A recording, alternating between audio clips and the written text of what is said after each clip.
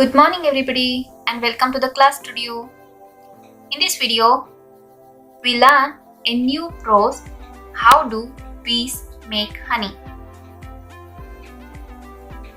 ಅಂದ್ರೆ ಜೇನು ನೊಣಗಳು ಯಾವ ರೀತಿ ಜೇನನ್ನ ತಯಾರಿಸ್ತವೆ ಅನ್ನೋದನ್ನ ನಾವು ಈ ಪಾಠದಲ್ಲಿ ನೋಡ್ತೇವೆ. If you are the first to see my videos, then subscribe and share. And for the latest updates, you have to press the bell button.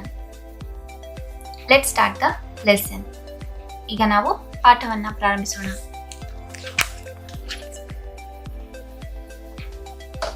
Preparatory activity.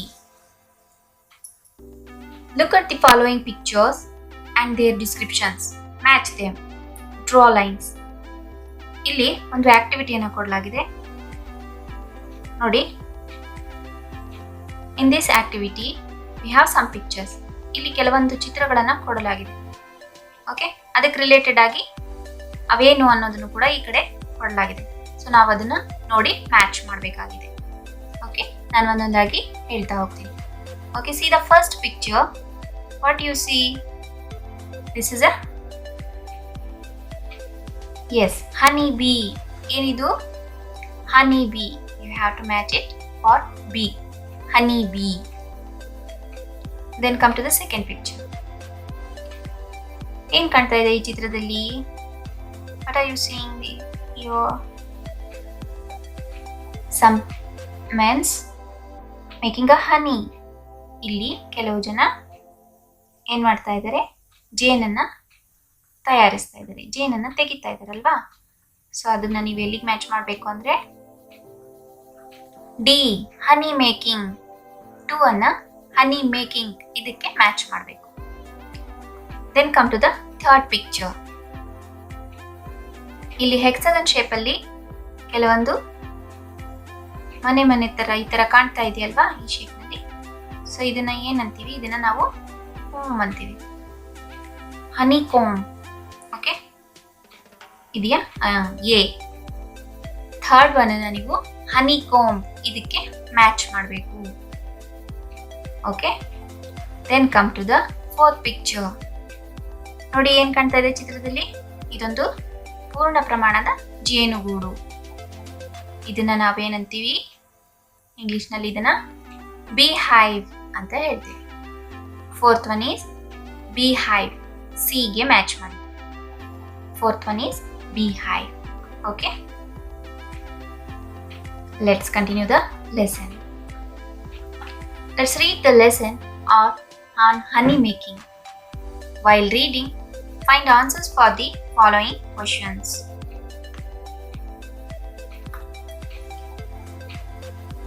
ಜೇನನ್ನ ಯಾವ ರೀತಿ ತಯಾರಿಸೋದು ಅನ್ನೋದ್ರ ಬಗ್ಗೆ ಈ ಒಂದು ಪಾಠದಲ್ಲಿ ನಾವು ನೋಡ್ತೇವೆ.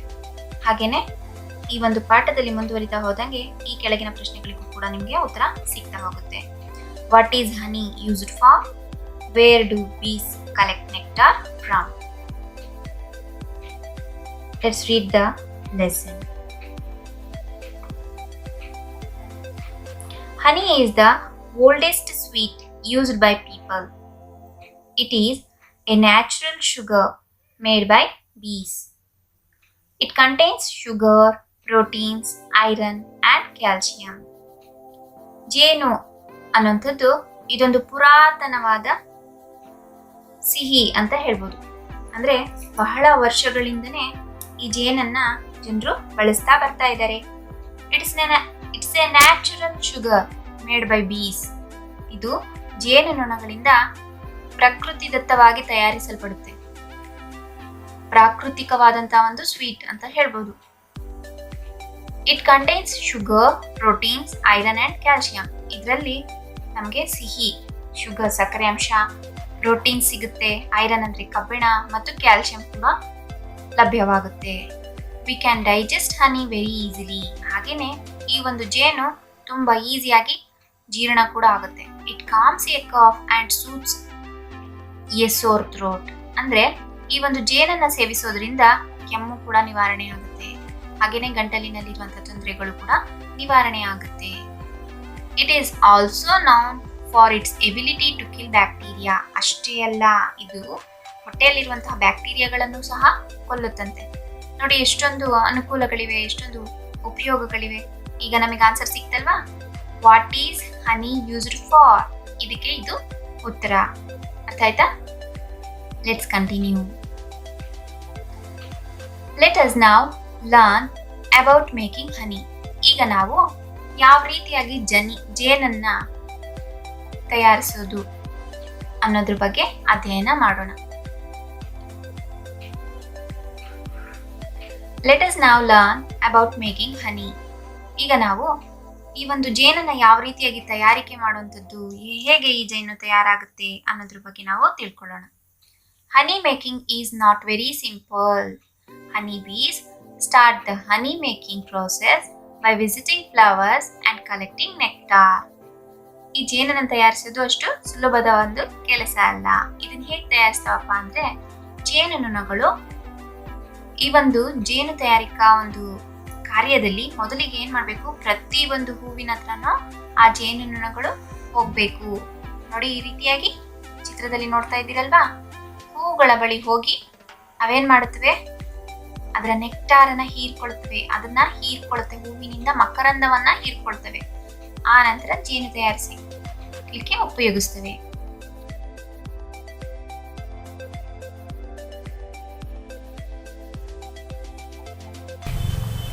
They gather nectar in the spring when most flowers and plants are bloom. ಇವು ಹೆಚ್ಚಿನದಾಗಿ ವಸಂತ ಕಾಲದಲ್ಲಿ, ಯಾವಾಗ ಹೂವು ಮತ್ತು ಹಣ್ಣುಗಳು ಹೆಚ್ಚಾಗಿ ಇರುವಂತಹ ಸಂದರ್ಭದಲ್ಲಿ ಈ ಒಂದು ಜೇನು ತಯಾರಿಕಾ ಕಾರ್ಯಕ್ರಮವನ್ನು ಹಮ್ಮಿಕೊಳ್ತವೆ. ಅಂದ್ರೆ ಆವಾಗ ಹೂವುಗಳು ಹೆಚ್ಚಾಗಿರೋದ್ರಿಂದ ಏನ್ ಮಾಡ್ತವೆ, ಆ ಸಂದರ್ಭದಲ್ಲಿ ಇವು ಜೇನುನೊಣಗಳು ಜೇನನ್ನ ತಯಾರಿಸ್ತವೆ. They use their long tube-like tongues to suck the nectar out of the flowers.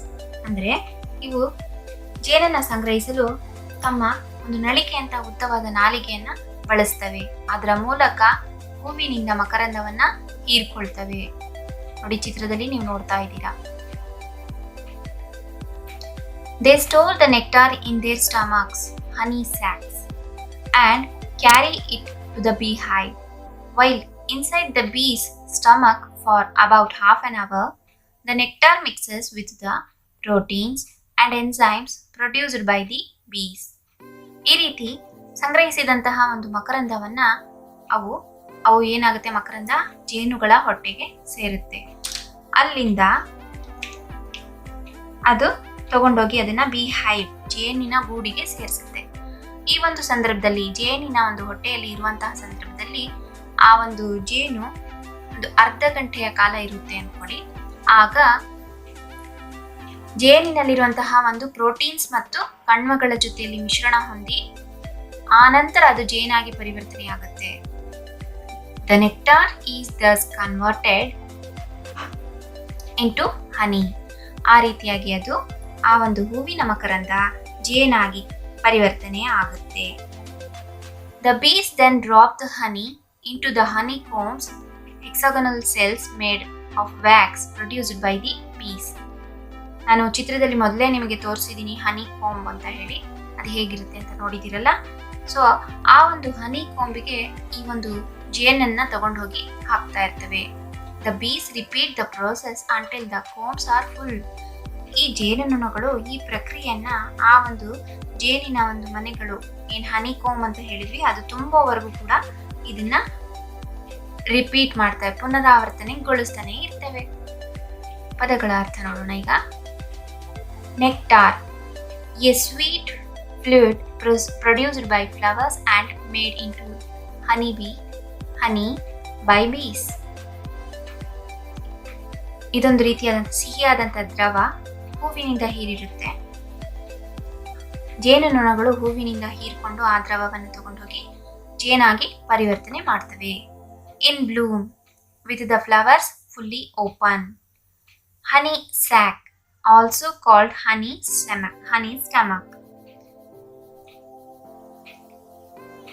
ಜೇನಿನ ಹೊಟ್ಟೆಯ ಒಳಗಡೆ ಇರುವಂತಹ ಒಂದು ಸಂದರ್ಭದಲ್ಲಿ ಆ ಜೇನು ಏನಾಗುತ್ತೆ, ಹನಿ ಸ್ಯಾಕ್ ಈ ರೀತಿಯಾಗಿ ಪರಿವರ್ತನೆ ಆಗ್ತಾ ಇರುತ್ತೆ.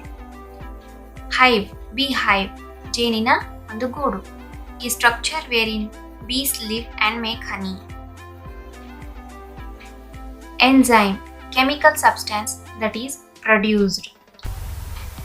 To prepare for long-term storage, the bees fan their wings to evaporate and thicken the honey. Note: nectar has 80% water and honey has only about 14.18% water. 14 or 18% water. ಅಂದ್ರೆ ಈ ಒಂದು ದೀರ್ಘಕಾಲದಲ್ಲಿ ಈ ಒಂದು ಏನ್ ಜೇನನ್ನ ಶೇಖರಣೆ ಮಾಡ್ತಾವೋ ಈ ಜೇನನ್ನ ತಯಾರಿಸೋದಿಕ್ಕೆ ಜೇನುನೊಣಗಳು ಅವುಗಳ ರೆಕ್ಕೆಯನ್ನ ಬಳಸ್ಕೊಳ್ತವೆ.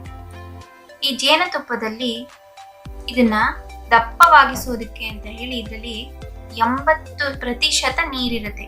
80% ಅಷ್ಟು ನೀರು ಮತ್ತು ಜೇನುತುಪ್ಪ ಕೇವಲ 14 ಅಥವಾ 15%. ಓಕೆ, ಈ ರೀತಿ ಇಷ್ಟ ಆದಂತಹ ನೀರನ್ನ ಮಾತ್ರ ಹೊಂದಿರುತ್ತೆ. When this is done, ಇದು ಯಾವಾಗ ಮಾಡಲಾಗುತ್ತೆ? The bees cap the honeycomb with wax and move on to the next empty comb. ಯಾವಾಗ ಮಾಡ್ತವಪ್ಪ ಅಂದ್ರೆ ಜೇನುನೊಣಗಳು ಮೇಣದೊಂದಿಗೆ ಜೇನುಗೂಡನ್ನ ಮುಚ್ಚಿ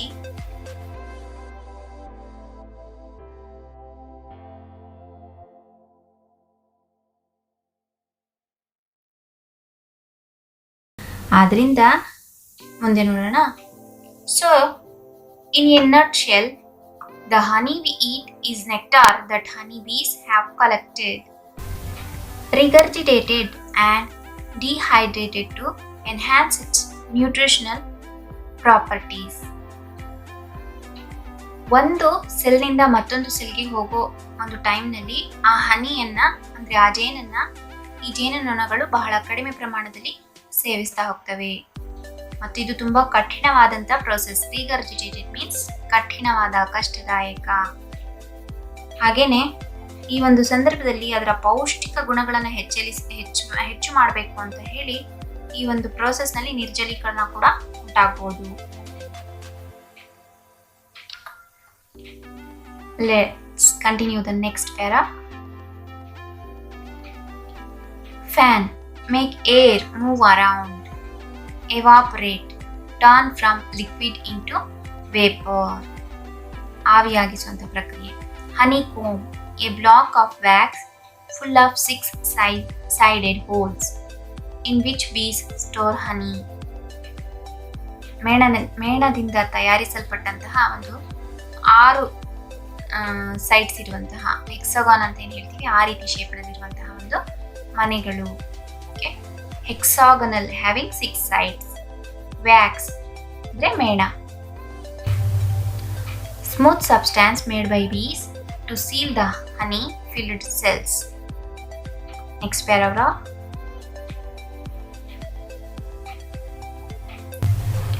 Honey bees are divided as house bees and field bees. The house bees keep the houses clean and well ventilated. ನೋಡಿ, ಈ ಜೇನುನೊಣಗಳು ಕೂಡ 2 ಭಾಗಗಳಾಗಿ divide ಆಗ್ತವೆ. ಒಂದು ಫೀಲ್ಡ್ ಬೀಸ್ ಅಂದ್ರೆ ಹೊರಗಡೆ ಹೋಗಿ ಜೇನನ್ನ ತರೋಂಥವು, ಮತ್ತೊಂದು ಹೌಸ್ ಬೀಸ್ ಅಂದ್ರೆ ಮನೆಯನ್ನ ಕ್ಲೀನ್ ಆಗಿ ಸ್ವಚ್ಛವಾಗಿ ಮತ್ತು ಗಾಳಿಯನ್ನ ಆಡೋ ರೀತಿಯಲ್ಲಿ ನೋಡ್ಕೊಂಡು ನೀಟಾಗಿ ಇಟ್ಕೊಳ್ಳುವಂಥವು. They build new combs to store honey. Field bees are older bees. They go away from the house. Their job is to search for nectar.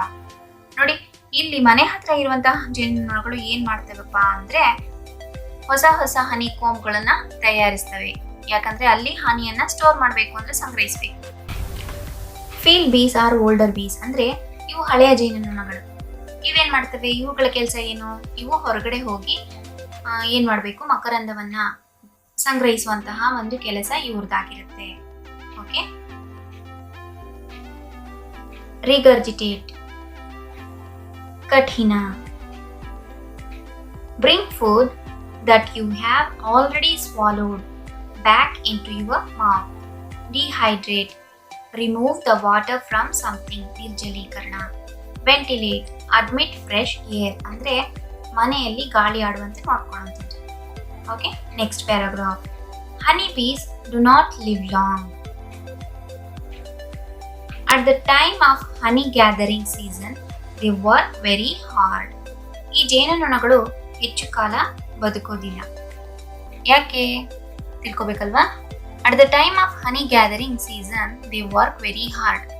ಅಂದರೆ ಈ ಒಂದು ಸೀಸನ್, ಸ್ಪ್ರಿಂಗ್ ಸೀಸನ್ನಲ್ಲಿ ಜೇನನ್ನ, ವಸಂತ ಕಾಲದಲ್ಲಿ ಜೇನನ್ನು ಸಂಗ್ರಹಿಸ್ತವೆ ಅಂತ ಹೇಳಿದೆ ಅಲ್ವಾ? ಸೊ ಈ ಒಂದು ಸಂದರ್ಭದಲ್ಲಿ ಅವು ತುಂಬ ಪರಿಶ್ರಮ ಪಟ್ಟು ಕೆಲಸವನ್ನ ಮಾಡ್ತವೆ. ಆಸ್ ಎ ರಿಸಲ್ಟ್ ಈ honey bee does not live longer than a month. ಆದ್ರಿಂದ ಇವು ಕೇವಲ 1 ತಿಂಗಳ ಕಾಲ ಮಾತ್ರ ಜೀವಿಸುತ್ತವೆ. Around 2000 bees die every day in a honey making hive. ನೋಡಿ, ಪ್ರತಿದಿನ 2000 ಜೇನುನೊಣಗಳು ಆ ಒಂದು ಜೇನುಗೂಡಿನಲ್ಲಿ ಸಾಯ್ತವಂತೆ. The queen bee lays eggs and she maintains the population of the hive. ಈ ಒಂದು ರಾಣಿ ಜೇನು ಏನ್ ಮಾಡುತ್ತೆ, ಈ ಒಂದು ಸಂದರ್ಭದಲ್ಲಿ ಮೊಟ್ಟೆಗಳನ್ನ ಇಡೋದ್ರ ಮೂಲಕ ಆ ಒಂದು ಜೇನುಗೂಡಿನ ಜನಸಂಖ್ಯೆಯನ್ನ ಅದು ಏನ್ ಮಾಡುತ್ತೆ, ನಿರ್ವಹಿಸುತ್ತೆ. ಅರ್ಥ ಆಯ್ತಾ? Did you understand this lesson? Thus the lesson is completed. See you in the next class. Thank you very much.